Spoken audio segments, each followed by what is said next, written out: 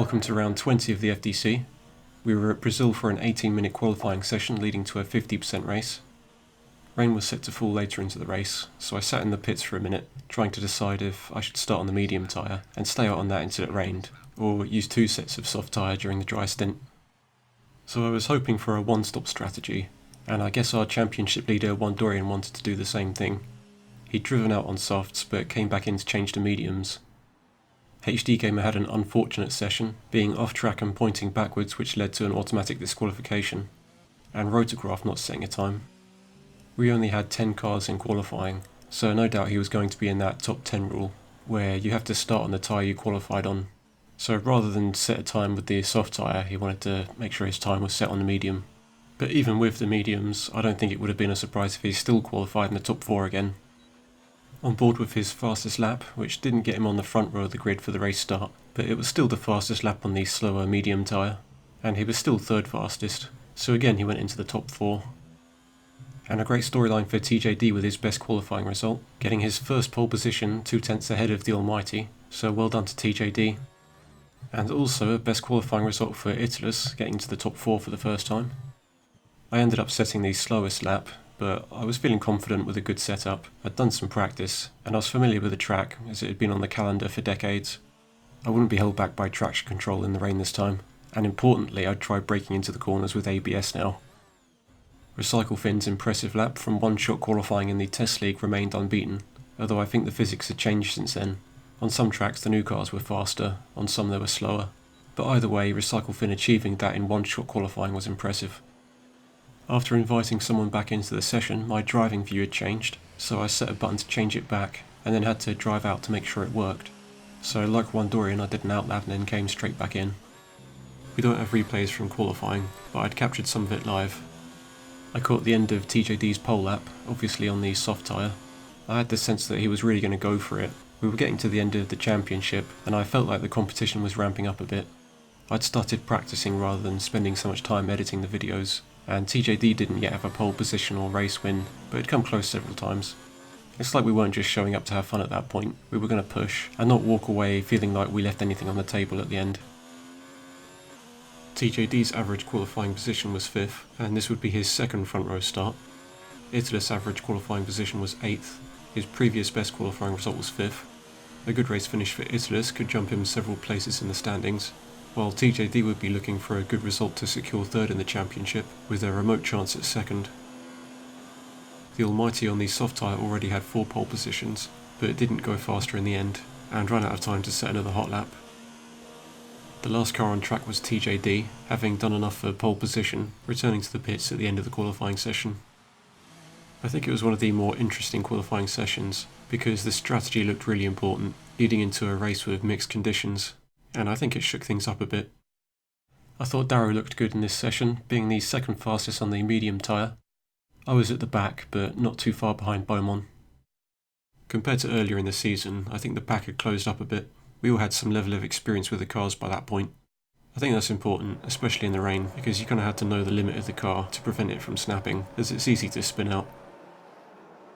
To the race start, which was supposed to be dry, but it was actually raining. It wasn't raining badly enough for intermediate tyres, but I think we were all left wondering when that point would arrive. We'd all have to switch to intermediates eventually. Those on the medium tyre could hold out until then, but those on the soft tyre would be hoping that they wouldn't need to wait too long, as their tyres wore down quickly and they may have to make an extra pit stop. On board with Dorian, the Almighty and Italus had a good start, with the Almighty taking the lead, and Italus taking 3rd position as he had the inside for turn 2.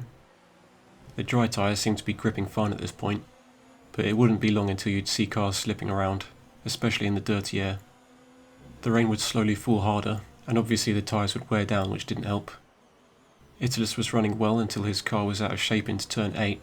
Our championship leader Dorian was now comfortably back up into 3rd, but the Almighty was leading the race and was 2nd in the championship. If Dorian could move up one more place to finish 2nd behind the Almighty, then he'd win the championship at the end of this race. Finishing 3rd would have kept the championship battle going until the last race, but Dorian would still be leading by 24 points. On board with my start and things went smoothly. I could tell the conditions weren't great, so I wanted to be careful. I usually qualify at the back, but I felt I could make some progress, so I just wanted to be careful not to throw my race away. After the first pit stop was when I wanted to make something happen. I'd probably taken more fuel on board than other drivers, as the burn rate would be pretty high, and I imagine some drivers at the end would have to turn down to mix 1 to save fuel. I think there's a fuel miscalculation at Brazil, so the cars were at risk of running out of fuel, especially in the rain. The exit of turn 9 was difficult, there wasn't much grip and I got away unscathed, but lost a couple of places. HD Gamer on the soft tyres seemed to be stuck behind Beaumont, as Beaumont was on the medium tyre and had taken some wing damage, but HD Gamer couldn't quite get close enough to get through. It soon became apparent that I had the pace to give it a try, so I stayed close to HD Gamer and looked for an opportunity, but would end up with some pressure from Blackbeard behind. Rotograph was off track at the end of lap 3. Still close to HD Gamer, I was looking for the opportunity to safely get through on lap 4. The DRS wasn't quite enough for me. Blackbeard wasn't far behind. I ended up giving HD Gamer a little nudge, but fortunately it turned out fine. Heading into lap 5 there was another DRS opportunity.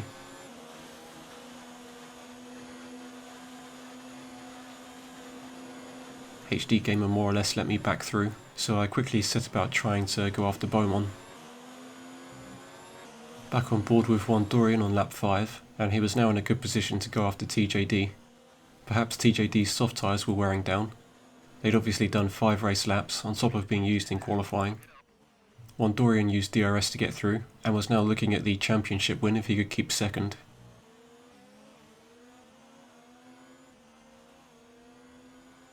But he'd have to fight for it as TJD used the second DRS zone to get back alongside. They both gave each other plenty of room. The last thing Dorian wanted in his championship battle was a terminal incident. TJD's tyres would only be getting worse, while the medium tyres seemed to last a bit longer, so the advantage may have been swinging to Dorian at this point. There was almost an opportunity for Dorian at turn 8, but TJD with the inside at turn 9 would stay ahead. Another DRS opportunity for Dorian heading into lap 7 wasn't enough to sail past, but TJD, being a gentleman driver, had left room on the inside through turns 1 and 2, and it's very easy to have a racing incident there, so I think TJD had put up a good fight and was also showing a lot of sportsmanship at that point. As TJD's tyres no doubt got worse, Dorian remained cool as ever and worked on building a gap. Back on board with my race on lap 6, and I was behind the damaged car of Beaumont. I took a lot of spare fuel, because I noticed that a 50% dry race at Brazil seems to burn 1 lap more of fuel than predicted, so a wet race would be even more than that, as completing the race distance in wet condition gives the engine more work to do. So I could happily run in mix 3 without worrying about fuel levels, which helped me get past Beaumont alongside using DRS, and I wouldn't have to switch back to the lean engine mode later. I think that wing damage for Beaumont didn't help, as he had out-qualified me, but was a little slower in the race. An advantage for me may have been running without traction control, so my car wasn't being held back in the rain, but you had to be careful with it as the car could easily snap sideways, and I think using ABS in the racing line helped my lap times. I felt that lap 11 was the right kind of time to switch to intermediates. I didn't want to pit too early and have no grip, as the last thing you want to do is be on intermediates when the track is too dry, but hopefully I judged it right, not only to have the grip, but also to not have to pit again. So I was looking at the remaining 24 laps, if they could last that long, and if it didn't rain so hard at the end that I wouldn't need full wet tyres. Blackbeard and Italus had a difficult race, they both retired. I'm not sure what happened to Blackbeard, but the conditions were tricky, as Italus had a terminal incident on the exit of turn 5. He was still in a dry tyre, so perhaps just didn't have enough grip. I caught up with HD Gamer, also on the dry tyre, and sure enough he ended up off track, no doubt to then limp into the pits for intermediates. Around this time Dorian had caught up to the Almighty. The Almighty, still in the soft tyre, must have been struggling. The grip levels seemed to favour fresh intermediates by that point. Blackbeard's car under AI control came back onto the track. At the end of lap 12, Dorian would go in for his pit stop, which seemed to be a case of good timing. He slowed down just in time to avoid a speeding penalty. If things went well for him, then he could undercut the Almighty. I think this would have been one of the most important parts of the race for him. I tend to be very careful when putting on a different set of tyres, so I imagine he was doing the same. TJD and the Almighty were ahead, still on dry tyres. He had a smooth pit exit and looked cautious heading into turn 4. The grip levels were looking pretty good, apart from turn 7 where you can easily lose the car. TJD and the Almighty finally pitted for intermediates, but had they pitted too late? Or was Wandorian just so fast that it didn't matter? Either way, Wandorian was now in the lead, and was looking at winning not just the championship but also the race, snatching it from pole sitter TJD and keeping ahead of the Almighty in second. He was making his medium to intermediate strategy work well, but there was still the decision of whether to try finishing the race on that set of tyres, or pit again for a fresh set of intermediates around lap 25. He had half a lap of spare fuel, but the burn rate in the default mix 2 would burn through that by the end, so he'd have to watch his fuel level. On lap 15, Jason responded to blue flags by jumping out the way. At the end of that lap, Rotograph was behind HD Gamer, and there ended up being an incident into turn 1. HD Gamer braked a little early, I would have said, but I think you have to expect that the car ahead may brake early in wet conditions, so I think Rotograph's car should have been alongside rather than straight behind HD Gamer. It might not look like there was much space on the right, as HD Gamer left the outside open. The onboard camera doesn't make it look like there's much space, but if we had a trackside view I think it would show there was easily enough room for a car on the right. So with HD Gamer clearly committing to his line, I think he was innocent in that incident. We don't have the client side view from Rotograph, but I imagine it looks similar, and that he probably took some front wing damage. So HD Gamer was shunted forwards, and because of that he gets a bad exit out of turn 2. I think using that as an advantage would be an illegal overtake, so Rotograph should have backed off a little bit here, but instead his car seems to tuck right up alongside HD Gamer, sending HD Gamer into a terminal crash. You're supposed to leave a little gap for safety in this league, and HD Gamer gave Rotograph so much room that he was heading off track, so it's that little correction to stay on track that triggers the contact. HD Gamer's steering wheel is pointed right as his car gets spun.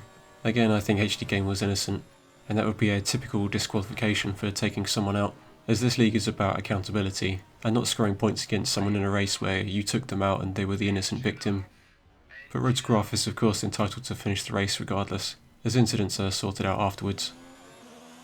Heading into lap 14 on my view, Darrow appeared to be lagging, and I'm not sure if I was supposed to have DRS against him, but I was catching up to his car nonetheless. All I really had to do was stay with him in these difficult conditions. If I had made a mistake then I'd quickly catch back up to him, and if he made a mistake then I'd get straight past him. I felt there was no need to make risky moves.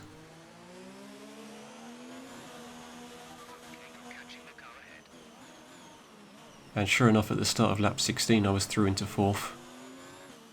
The race finally settled down for a while, and at the end of lap 24, Wandorian decided to stop for a fresh set of extra intermediate tyres.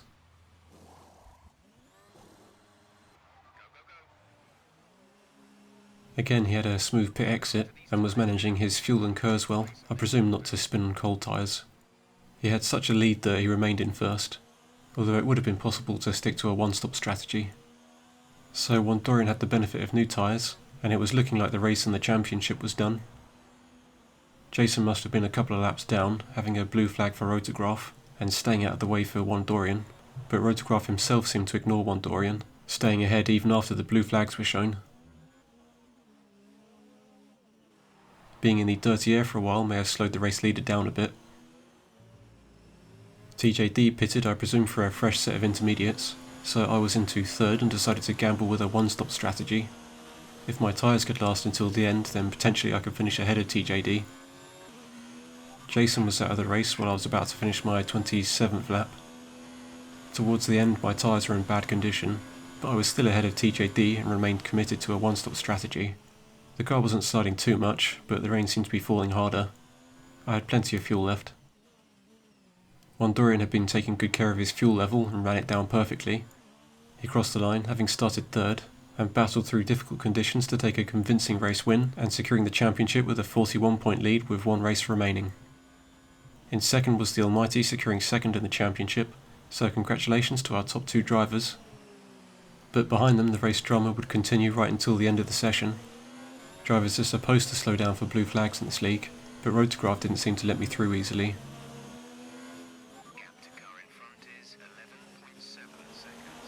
Then heading into my final lap, and despite the fact that he'd just been overlapped, Rotograph unlapped himself. By the rules, you're allowed to unlap yourself, but you have to be sure that you're fast enough to then build a gap. But rather than build a gap, his car would just slow down and weave from one side of the track to the other. I wondered if he unlapped himself by accidentally braking too late and was trying to give the position back, but was doing that thing some drivers do, where they leave the door open for a blue flag, but they don't want to slow down and lose time. And the rules were clearer at this point, that you have to slow down. So I lost trust in what Rotograph's car was going to do. And at the end I thought if I get alongside I might just get smashed into a wall, so I decided to stay behind. And his car slowed down so much at the line that I took front wing damage. Despite that drama, I'd managed to get a podium result from 8th on the grid. My gamble for a one-stop strategy paid off. TJD crossed the line in 4th, Beaumont a best result in 5th, retirements for Jason, Darrow, HD Gamer, Italus and Blackbeard. It was a difficult race and a long one, so a lot of retirements. And of course HD Gamer being taken out, so a disqualification for Rotograph, and he was also excluded from the league for the drama on the final lap. The rules are clear about blue flags. You have to slow down for them. You can't unlap yourself unless you're clearly faster. And when I asked him about the incidents, he said about the last lap that he was trying to slow me down to help TJD, and that it didn't matter because TJD had still finished behind. Regardless of whether TJD was helped by it or not, it's still against the rules. It was still ignoring blue flags, unlapping for no reason.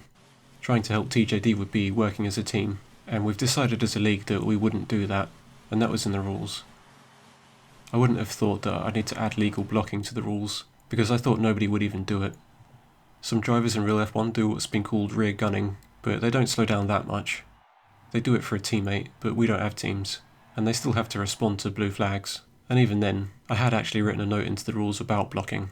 Even if a driver didn't read the rules, I still think it's like an unwritten rule of SimRacing. Fundamentally, you don't beat someone by slowing them down, you beat them by going faster than them. So I asked TJD about the incident because they were in voice communication, and TJD said that he was against Rotograph blocking anyone. And even though TJD didn't get through, when you look at the race timing, I was a couple of seconds away from the Almighty's automatic penalties, so potentially the block did alter the race. Either way, I can't set the precedent where you are suddenly allowed to ignore blue flags, or damage someone's car, or block them regardless of the outcome. I don't want to exclude drivers from the league, but it's unacceptable for racing standards to be that low. It's always awkward when I'm involved in an incident and have to judge it, but I'd done nothing to provoke these incidents, and I have to make a decision one way or another, and I lean towards protecting the culture of the league. So that was our very dramatic race at Brazil. Congratulations to Wandorian for winning the championship, and we still have a race at Abu Dhabi where we'll see how the rest of the standings end up, so we'll see you then.